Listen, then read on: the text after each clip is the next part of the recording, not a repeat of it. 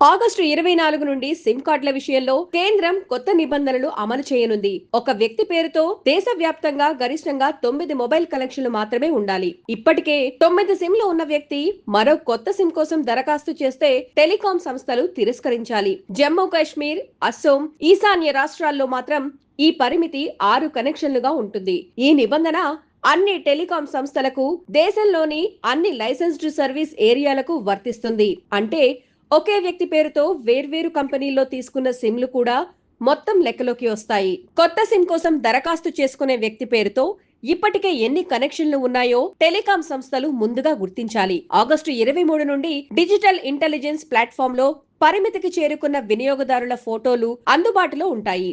సంస్థలు ఈ వివరాలను ప్రతిరోజు పరిశీలించి కొత్త సిమ్ తీసుకునే వారిని గుర్తించాలి. ప్రారంభ దశలో సిమ్ యాక్టివేషన్ తర్వాత కూడా తనిఖీలు జరుగుతాయి.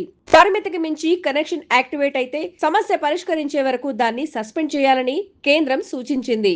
అయితే నవంబర్ 30 నుండి మరింత కఠినమైన విధానం అమల్లోకి రానుంది. ఆ తేదీ నాటికి సిమ్ జారీ చేసే సమయంలోనే రియల్ టైం తనిఖీ చేసే వ్యవస్థను టెలికాం సంస్థలు ఏర్పాటు చేయాలి. అంటే ఒక వ్యక్తి ఇప్పటికే గరిష్ట పరిమితికి చేరుకున్నాడా అన్నది సిమ్ యాక్టివేషన్ కు ముందే తెలుస్తుంది. పరిమితి దాటితే కొత్త కనెక్షన్ నేరుగా నిరాకరించబడుతుంది. అక్రమ కనెక్షన్లు, నకిలీ గుర్తింపుతో తీసుకునే సిమ్లు, టెలికాం దుర్వినియోగాన్ని అరికట్టడమే ఈ చర్యలకు లక్ష్యం. అందుకే వినియోగదారులు తమ పేరుతో ఎన్ని సిమ్లు ఉన్నాయో ముందుగానే ఒకేసారి పరిశీలించుకోవడం మంచిది. అందుకే వినియోగదారులు తమ పేరుతో ఎన్ని సిమ్లు ఉన్నాయో ముందుగానే ఒకసారి పరిశీలించుకోవడం మంచిది.